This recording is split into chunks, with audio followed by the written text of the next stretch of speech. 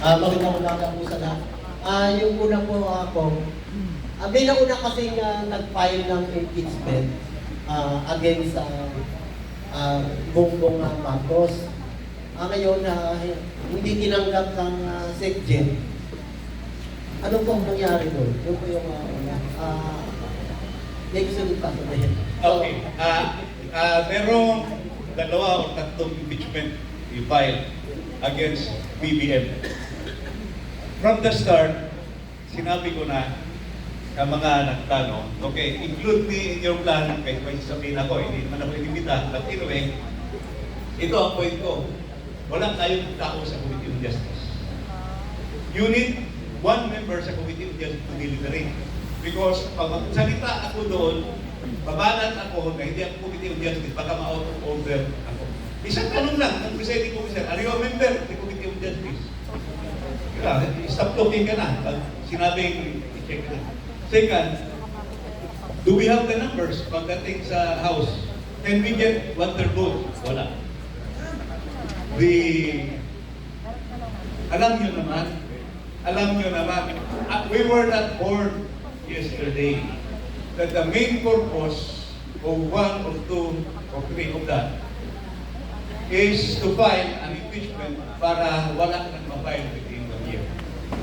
And we know from the start it was predetermined. It was 16 to 3. At yung isang impeachment na pinapirma ko pero hindi ako pumirma, pero questionable. Highly questionable, dalawa. 1, 2, 3, 4, 5, 6, 7. Item number 7. Ang isang impeachment complaint na dapat daw si BBM i-impeach because she gave confidential fund to VP Sara, Office of the Vice President, which is unconstitutional. Ano ko gago? Pipirma ko doon. Kung pipirma ko, as if I was already filing an impeachment complaint to VP Sara. Because i-recognize na doon na unconstitutional yung pagbigay kay VP. Okay, tatamaan ng Presidente, pero tatamaan din ng Vice President. And I explained already there in the plenary, nung tinanong yan ng mga kabayan, it is not proper to say that there is no item. Because what you are claiming here is an augmentation. We are not talking of augmentation. It is a new item taken from the confidential funds of the President. Kung augmentation yun, bawal talaga. But new item yun, yung pumasok. I was able to explain that on the floor. Kaya lang, hindi nila i-pick up. Hindi din ako i-pick up ng media kasi meron talaga silang version. So, yun yung question. Item number 7 is highly questionable. Another question na po. Nagka-problema tayo sa di ba, sa mga investigation. Dahil sa Senate President natin, sa chairman ng Body Committee. Marami na rin sila doon hindi na kontento sa ginagawa ng Lacson at kanyang soko. Ang tanong ko lang po, meron tayong siyang senador doon. Wala ba tayo na tinatawag na effort na makuha yung impact na natin sa majority para hawakan natin yung Senate, yung maipanin kay Senador Marcoleta. Actually, even the man on the street is dissatisfied with the present investigations ongoing. Hindi satisfied yung tao, kaya bumabagsak yung ratings ni Presidente. Hindi satisfied sa ginagawa ng Blue Ribbon, hindi satisfied sa ginagawa ng Ombudsman.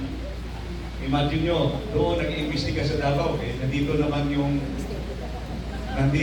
yung mga nagtuturo project sa Luzon, Metro Manila.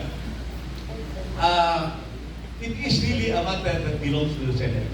Mga senators na ang pwede makadecide yan kung pwede nilang palitan ang kanilang Senate President o ang kanilang mga chairman. For us, we just hope and we just pray na mag-change ang leadership because sa totoo lang, sino bang naniniwala sa investigation niya? Walang naniniwala, matawa ng tao. Kahit ako mahilig akong tatanong-tanong. People are laughing at the investigations. At lalo na, may sinabi na yung latest, di ba? May mga bagong exposes, may bagong information na lumalabas. Wala ka ng klaro ng investigations. So yun. Okay, I was able to reply. Thank you Kong Sid. At paalala po ulit sa ating mga magtatanong, no? Limited time tayo. So, isang tanong lang. Alam natin lahat gusto tayo magtanong, pero marami po tayong speakers na pwedeng pagtanong mamaya. So, next to the floor, walang iba kundi si Miss Pang of third floor. Lapaw ko na. Magandang umaga po sa lahat. Kung question lang po, it's been like 2 weeks since the third impeachment filed against the Vice President Sara Duterte has been sent to the Office of the Secretary General and endorsed to the Office of the House Speaker. 2 weeks na pong pending. Ano po ang mangyayari dito at ano po ang inaasahan natin? Bakit kung ano po yung siyang bilis naman ng dismissal kay President Marcos, eh siya namang bagal at tila baga pinag-iisipan pang mabuti yung kay Vice President Sara Duterte. Ano pong ina-expect natin? Actually, yung tanong mo, speaker lang ang makasagot, but I will try to interpret it. He has 10 days to calendar it in the calendar of business. Ang naririnig ko, bukas daw, tomorrow, mukhang ika-calendar. No? So, assuming makalendar yung bukas, sa order of business, we refer yun sa Committee on Justice. So, as I have said earlier, worried ako, Committee on Justice might have the numbers. It's very easy for them to get 100 votes in the House of Representatives.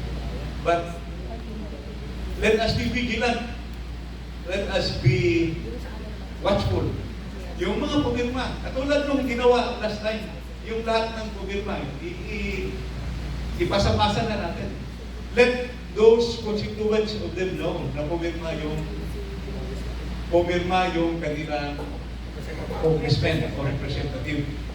Why? Because common talk, marami ang natalo ng pumirma sa impeachment at karamihan ng pumirma bumaba yung kanilang boto. Yung votes nila, former votes nila noong 2022 compared to the 2025, bumaba ang boto. So maraming hindi sumang-ayon sa kanilang pagpirma. So that's on the House side. On the Senate, medyo komplikado because 16 votes, mahirapan silang makuha yun to impeach her. So I hope na mabawasan pa yung 16 votes. Thank you, Bob. Okay, thank you Kong. Last on the line, from Central Zone, si Doc Edwin Maniti. Palakpakan po natin. Tanong for clarification, regarding dun sa impeachment pagdating sa Senado, kailangan 2/3 votes according to our Constitution. Kabaliktaran sa Congress na 1/3 ang kailangan. So 2/3 means 16 votes. Yung po bang 2/3 votes na yon ay doon sa number of 24 o doon sa mga remaining senators? Kasi marami yung nako-confuse, kaya daw hinuhuli yung mga senador sa minority, kagaya nila Bongo, Bato, etc. para bawasan yung numero ng minority. Makaka-apekto ho ba yun doon sa 2/3 votes na yun? 2/3 of 24 ba? Yes, that is 16. I am not a constitutional expert, pero according to a ruling list, 2/3 vote 24. So, actual membership hindi Actual po ba o remaining? total membership yun. Total membership hindi. 2/3 of the 24, so that means 16. So actually, kahit babawasan yung ating minority, hindi pa rin maapektuhan yung 16 pa rin ang kailangan. 16 pa rin ang kailangan. At saka, I think, ano yung saiwar yun, mag-saiwar yun sa kanila para walang bumaliktad. Okay na? Okay, maraming salamat po. Muli, palakpakan natin our very own Kong Sid. Una.